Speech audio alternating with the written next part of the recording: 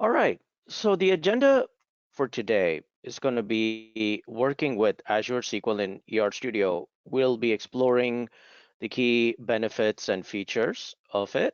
The same thing we'll be doing with Snowflake and Databricks. So that's going to be the highlight of our presentation today, followed by an interactive demo, and we'll be ending the webinar with some question and answers. But please use the Q&A panel again to go ahead and do that. So a little bit of introduction here for those of you who are probably exploring your different database platforms, and I just wanted to give you a quick overview on Azure SQL, and I'll be doing the same for Snowflake and for Databricks as well. Azure SQL, it's one of the leading cloud databases services offered by Microsoft. And Azure SQL is basically a family of database of databases. So the first one is Azure SQL Database. This is primarily a PaaS offering, which is platform as a service, and it helps you with getting the job done with minimal database administration. So like patching, backups, monitoring without user involvement. Next, we go on to Azure SQL Managed Instance. Now, this is a fully managed instance of SQL Server in the cloud. So basically giving you 100% compatibility of your on-prem SQL Server in the cloud. And just like that, it is one of the most popular services here on Azure. A lot of people are using that. And finally, we have Azure SQL Server and Azure virtual machines. So if you would like to have just like an on-prem VM, but in the cloud and has all of the OS level access and SQL Server parameter changing, you can actually have that here in place. And lastly, it has built-in security, high availability, scalability, making it a preferred choice for most modern cloud applications. So how does ER Studio and Azure work together? What are the key benefits? The first and fundamental is the seamless data modeling and native support for Azure SQL features built into ER Studio. Also helping with enhanced collaboration and productivity and improved data governance and compliance while reverse engineering and also being able to publish some of that metadata into our Team Server Core platform. One of the key features are reverse engineering, forward engineering, synchronization of database changes. And some of the use cases are like migrating on-prem databases to Azure SQL, and also being able to design new cloud native applications, ensuring data consistency and integrity across environments. One of the other key use cases is that let's say you already have a SQL file that you want to bring in, you can actually bring it in and also target Azure SQL as your database platform of choice in your studio. So let's now talk about Snowflake. Snowflake enables comprehensive data modeling within your studio. It has all the forward and reverse engineering capabilities that are able to capture organizational requirements and translating them into database designs. Next, we'll talk about scalability and performance. Some of the architecture is designed to handle large volumes of data, plus which also has data optimization, which can be used for efficient storage and underlying queries. Lastly, it also has multi-cloud availability, meaning like the Snowflake can run on multiple cloud platforms, such as Microsoft Azure, AWS, and Google Cloud, providing flexibility and redundancy. Again, for a lot of the new seamless integration with data modeling as a native, as a first-class citizen within ER Studio, we have this great integration working together with both ER Studio and Snowflake, having the ability to also be very productive, again, providing you with the native tooling that are Snowflake specific. Again, you don't have to reinvent the wheel. You don't have to go out there and search for different data type options. ER Studio does that all for you. Again, having the ability to migrate from on-prem from the data model to a Snowflake database, or even reverse engineer from an existing Snowflake database and start re-architecting that within ER Studio. Again, this holds true for building new cloud native applications and also having data consistency and integrity across environments.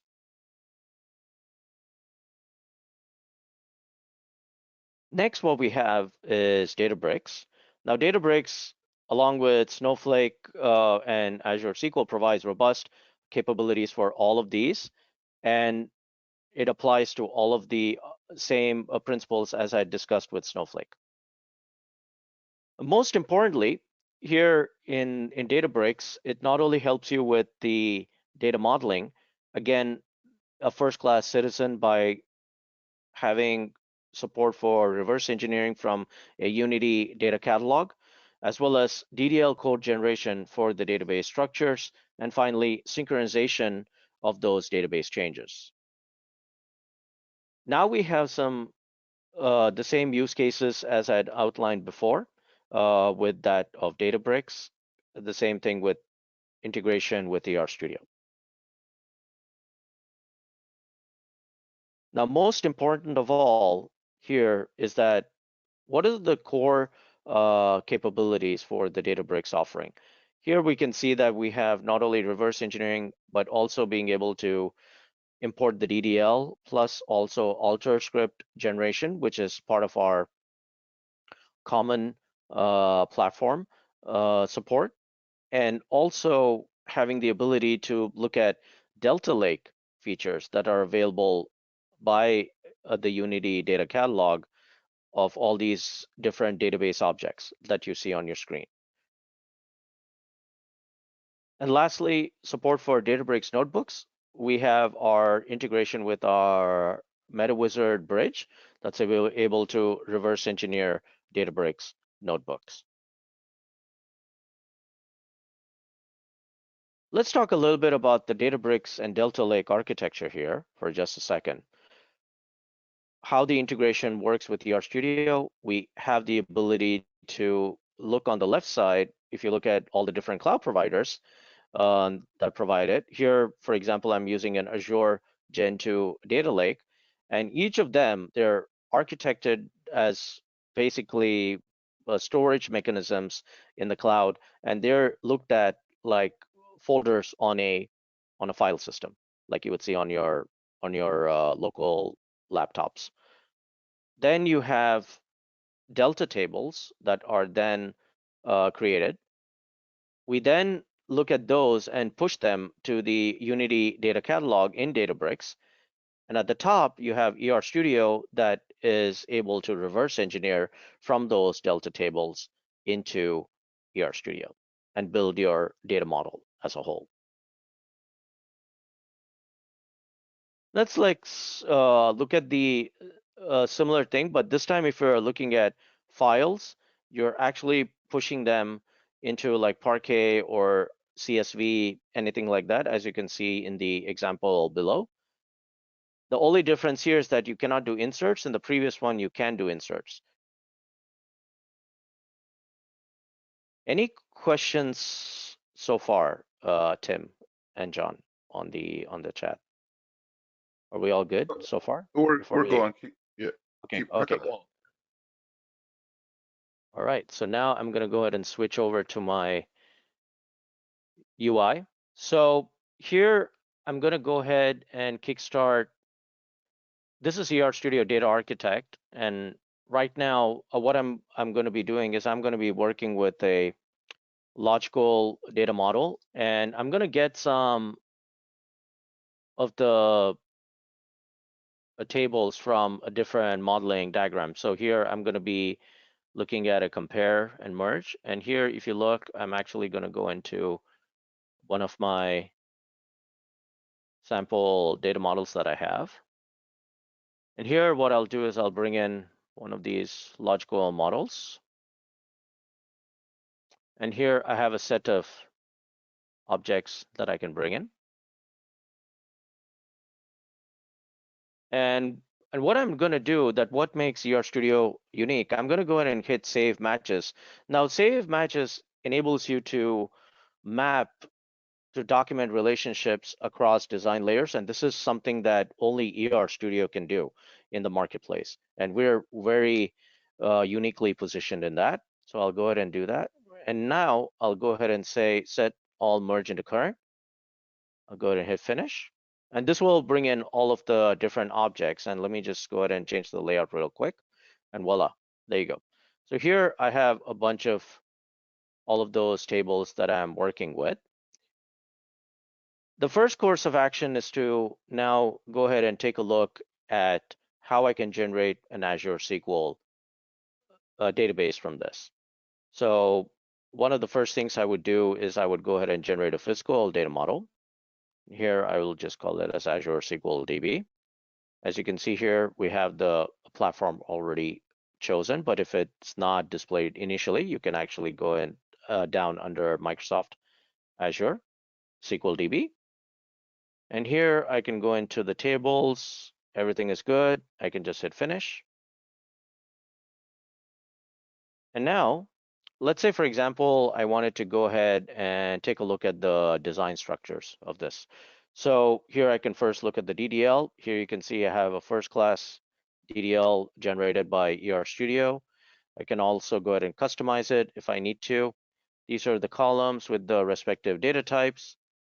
One thing to note here is that we have our storage mechanism and our capacity planning, where you can actually specify what kind of table level compression you want to work with, how's the table structured, and here you can actually go into capacity planning and suggest how the amount of rows are going to be starting, and you can then choose how the objects will grow per day, and based on that, you can then specify how many rows you have and the ingestion based on these timelines. Next, what I'm going to do is I'm actually going to go ahead and showcase another physical data model. Now we will generate Snowflake. Let me go to Snowflake here.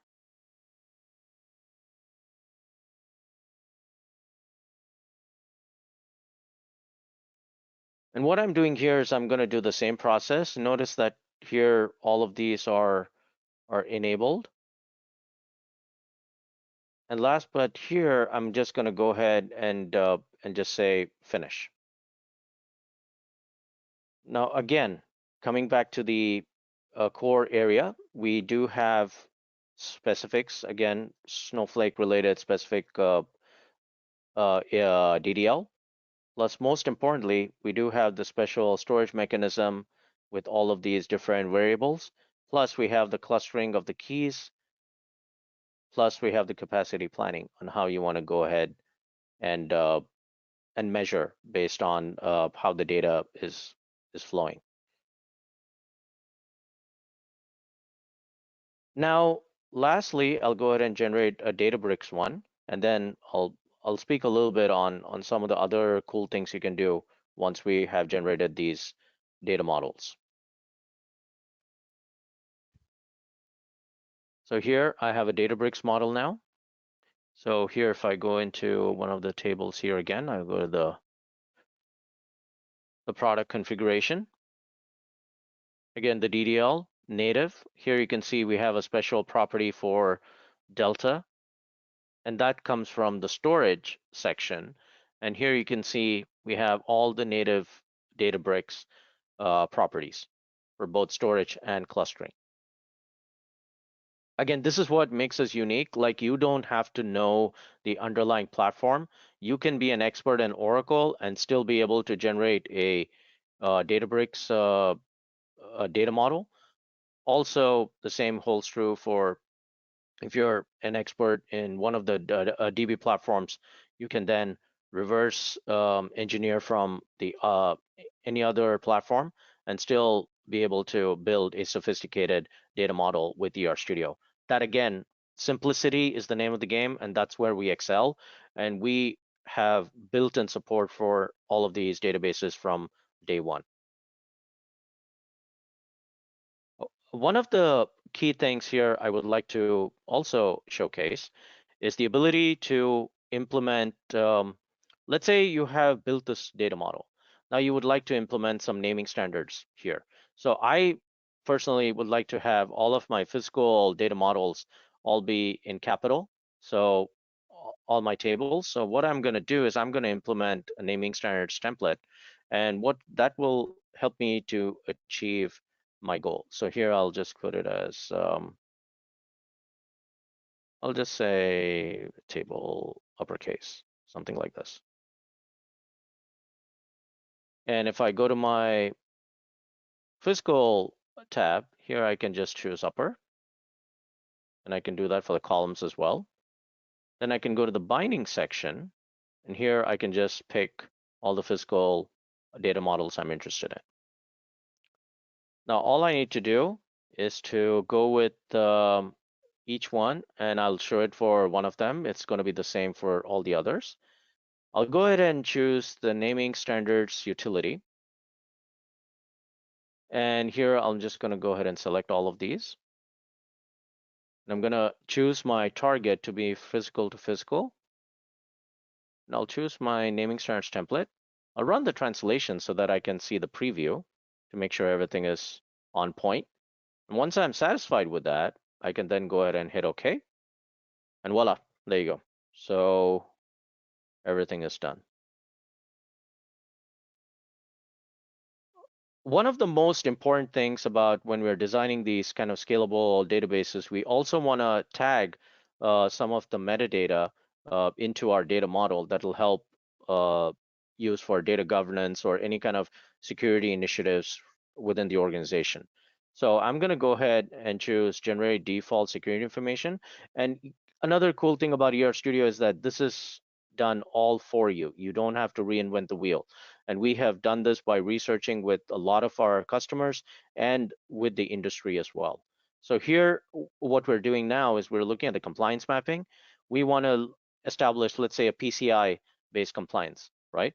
So once we've established that, I can then choose whether I wanted to implement it at the entity level or at the attribute level. It's totally up to me. So I can choose that, or I can just implement it at the data model level. So I've just picked that. And here, if I just minimize this, you can have all of that. And now what I'll do is I can just implement this on one of these. So if I go to this table editor and then I go into my security information, you'll see that it's bound already. Now, if I would like to bind it to the column level, all I have to do is just come in here and go into the same security information and just choose that. Voila. Again, very, very flexible, highly extensible key areas. Now, one of the most important things is that you have the ability to also look at how you can build reusable tables fast. So for example, if I wanted to just create a table here and I have a bunch of domains that I would like to use as reusable columns and not reinvent the wheel, this is where I would just come in here and look at the domain. I would pick it, and ER Studio automatically goes in and fulfills that requirement for me. So lots of great areas where not only you're building your scalable data solutions for the cloud, but you're also being able to enforce some of these things within the data model for your documentation purposes. Now, lastly, I just want to show you in terms of how you can go ahead and document this, for example. So here I can actually go ahead and generate a report. And here I can choose an enhanced report. And here I can choose which of these I would like to implement. So here I'm going to go and choose some of the data dictionary options. And once I'm done with it, I can then choose my images, followed by finish. And I'll go ahead and generate the model images right now. So while this is getting done, one of the other key areas is we have built-in automation. So for example, if you want to automate a certain task within the tool, we have our macros. But here, if I want you to just take a look, here you can see we have all of the logical entities. Again, here we have the actual diagram here. So here I can show you this. And I can navigate into this and show all the metadata here right off the bat. Again, same thing for Databricks, same thing holds true. Click on it, you'll get all of this. And finally for Snowflake, everything is so consistent. Again, we're talking about consistency, ease of use, and productivity overall. And platform, native platform support. So these are some of the key areas that as to why you might want to use ER Studio for your needs. And as I was mentioning, here we have our macros. So our macros are basically, they automate a lot of the stuff. So for example, here I have a table name. So let's say I wanted to go ahead and globally change the table owner. So I can just run this macro. I'll just call this as, let's say I'll call it Anil. And voila, just like that, in an instant, it's done. And if I wanted to just have a certain section of tables, let's say only those, I can do that select owner selectively. So here I can just give it as Tim. So we have all of that cool capability.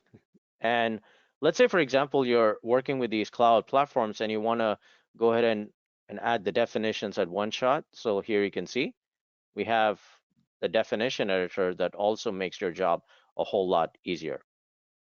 And you can automatically update the column definitions as you click update.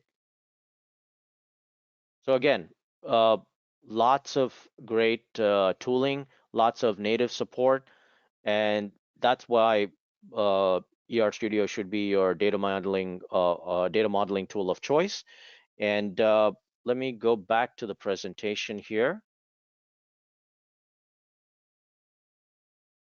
And with that, I would like to wrap it up and answer any questions at this time. Tim, how are we on the questions? Let me just. Yeah, I think we've answered all the questions at this point, Anil. Okay, awesome. Do you folks have anything to add, Tim? Did I anything else we can talk about? Yeah, you might jump into real quick. There was a question since we do have some time. Yes. Show them naming standards. Maybe use the corporate. Yeah. So so the naming standards I did cover, but I'll show it again. What aspect would let me show you. So let's say you're kickstarting a new project, you've got your data model in place, and you want to enforce naming standards. One of the ways is that you can use the data dictionary area where you can have it unified, and once you check it into the repository, you'll have a one-stop shop where you can make the changes. Here's where you can also have a naming standards template as a file and have that shared across the teams. You have the ability to where organizations need to enforce some of these standards in a certain pattern that they would like. And we have built-in use cases for these here. So you can have all of these in this area. So for example, if I'm going to a view, I want that to be in lowercase. I can even prefix and suffix. The same thing for the physical level as well. One thing to note is in the mapping tab, let's say you wanted to go ahead and build certain data type enforcement, I'm sorry, naming standards enforcement for your data model. you could actually export this as a CSV, and I could send this to Tim or John, and they can, if they're as they're the business analyst, they can actually come in and add their feedback in that CSV, and all I have to do is just import that CSV, or I could just manually just type it if I wish. In the order section, you have the logical order of parts where you have the prime, the qualifier, and the class. In the and the last one is the general. So here you can actually choose how you can do the logical word separation. So at the logical data model level, how if you want to separate it by uppercase, lowercase, or by a specific character. The same thing holds true for special characters. If you would like to ignore certain special characters like these, remove them or replace them with something else. And finally, you would go into the binding information and then choose what object class list you would like to have in here and enforce it.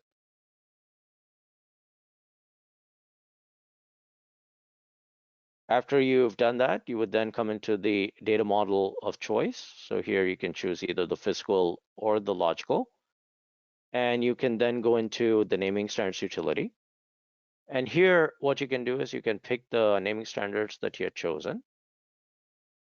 Make sure you know the source and target. So if here, I'm just going to choose physical to physical. And here I'll go ahead and choose all of the properties and do a run translation. And voila, there you go. So did that answer the question, Tim, for that person? Yes, I believe so. Okay. And what else? Let me see.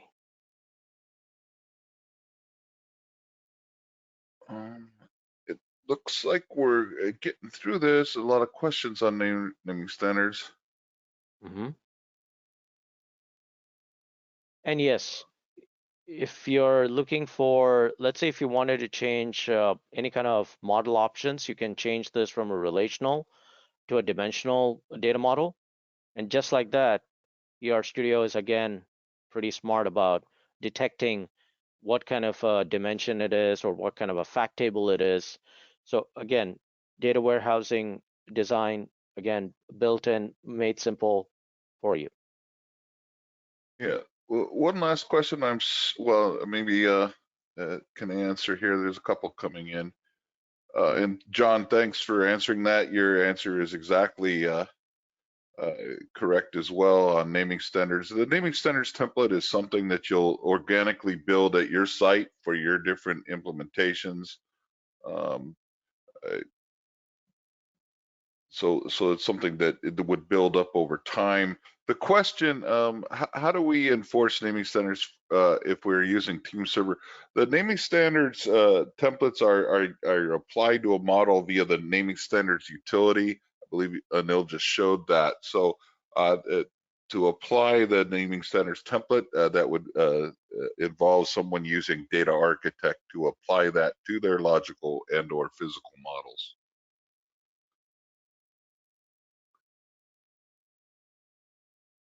No, if a table naming standard for a model is uppercase, does it automatically convert new names as I type them, George? It does not. That's not the way the feature works. The way the feature works is it applies a template. So if you want everything in uppercase, part of the template is I guess if you want to open that up, you can show them how to do all upper. Yep, You absolutely. have so you have the ability at physical and logical levels there to go all upper, all lower, upper camel or lower camel, and that would be just a dimension, if you will, an aspect that you would apply vis-a-vis this template when you use the naming standards utility. Hopefully that answers your question, George. Can you show how data lineage works, both visual data lineage and standard data lineage? Preferably with connection to Azure Data Factory.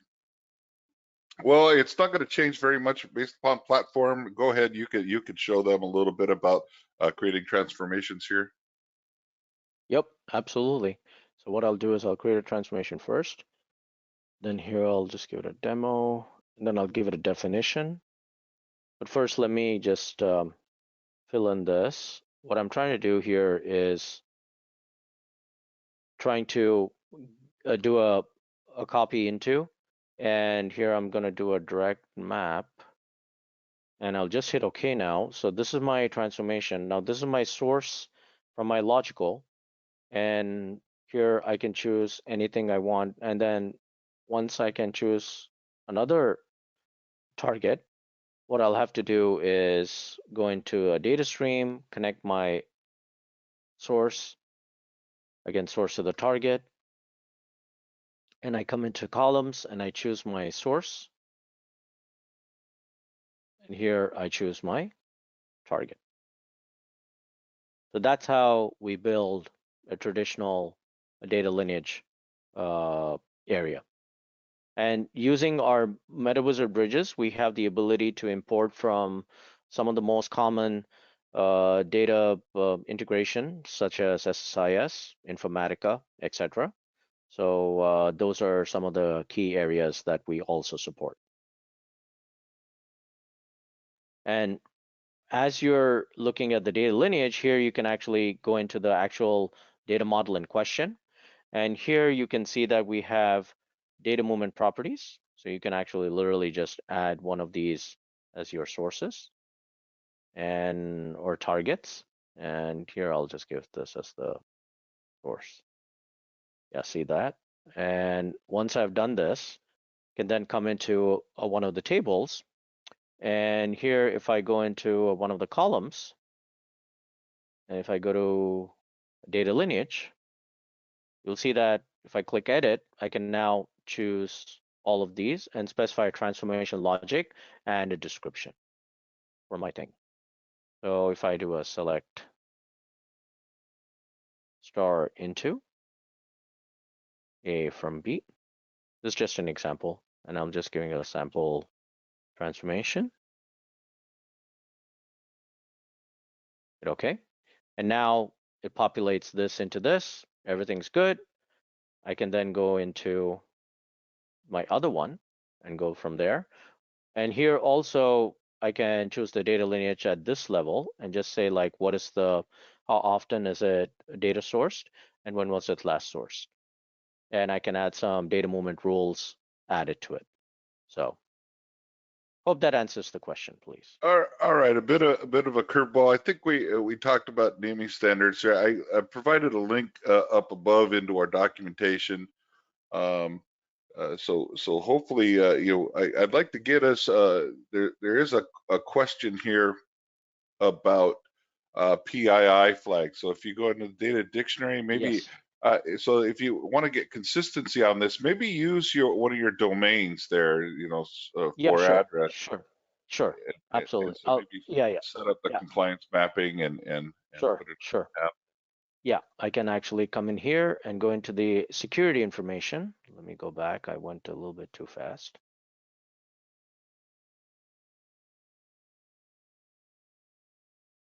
Which one in the domain? I think if I go into here and go into the security information, so if I go to column here, let me see, edit.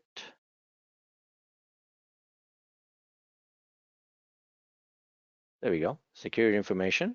And here I can choose the PII right here and have that set. And this can be viewed in your documentation. At the entity level, if I wanted to apply the PII, I can just come in here and go to the security information, go to compliance mapping, and just say PII here. And in order to display this for your audiences, here you can actually go into the table section and enable the data security and data security values. And voila, there you go.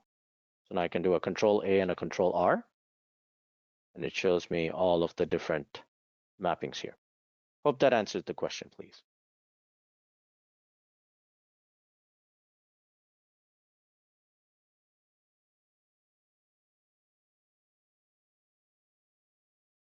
Any I'm other just trying to questions? Oh, sure, no problem. Yep, yep. I like George's answer there. Does JP? I'm trying to see Informatica. What is required to integrate with an Informatica mappings? So there's no direct integration to any platforms mappings, but you can, like Neil showed, get those if you're talking about like name mappings. Uh, I think that's what you're talking about, JP. If you're still on naming standards, if we're still on naming standards, then you could import those as Anil showed. Yeah. Does it So for need yeah, server? you Go ahead. I, Go ahead. yeah, so here, as you rightly said, Tim, they can have like a mapping document first, they can export it, then they can put in their Informatica information here and how they want to map it. But that's again only at the table level. So they will still have to come into data lineage and drag and drop it and reverse engineer their Informatica ETL and then drag and drop it here and set up their transformation. But again, this is not an ETL tool. This is just meant for documentation purposes, this specific area. So yeah, All right. It looks like I think we either I answered in text form or we got through all these. I was taking a last quick check. Um, Looks like John answered a couple for us. Appreciate that, John. Table naming standards. Okay, I think, can you give an example of forward engineering just beyond generating a physical model from an defining new transform model? What kind of tools are there to assist with that?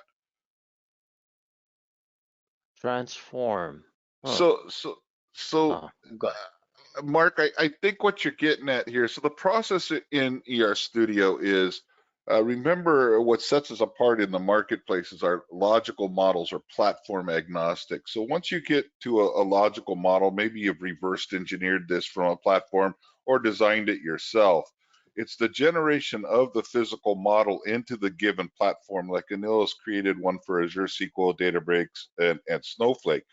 Those physical models are actually tied to that physical platform using the data types and other platform specific characteristics that he was showing in data types, storage, clustering, all of that capacity planning. So it's already done for you. That's what platform support means in ER Studio. That data architect is able to speak that platform's specific language and characteristics. So the process would be take your logical model, generate the physical model like you did, and then say for Azure SQL DB, and they'll show this earlier, but they'll go ahead and right click. You can say generate database from there. And as you generate the database, just take the standard options, just hit next, next. By the way, before you do that, see that generate Yeah. the script file to Git. That's a new feature that's in 20.3 available to anybody that has our Enterprise Team Edition. But here, if he hits next, SQL preview, you can see that you can see the SQL DDL to create that particular database in Azure SQL. It's if you go to the top, it shows you there. It's speaking in, if you will, Azure SQL, Microsoft Azure SQL DB ease, if you will. That's the language it's using, and so all that's there. So you can easily generate reverse engineer from one platform, forward engineer to another. Comes on very useful, that platform agnosticity of the logical model for data product creation, because you might be taking a SAR cluster from your data warehouse and creating a JSON schema for it for a data product or a Kafka stream. So the idea that you can take that logical model and generate a physical model for any different platform that's supported with our multi-platform license is very powerful and could be leveraged in a lot of different ways. Hopefully, Mark, that answers your question. Not seeing a lot of the other one, any new ones coming in. So I think, barring that, back to you, Anil, for closing up, I guess. Yes, yes. Thank you so much, Tim. Thanks Are we good? everybody for attending today. We're going to try to do this on a usual cadence, and you should get email saying what the next one might be. Awesome. Okay. Thank you so much. Everyone, have a great day. Bye-bye.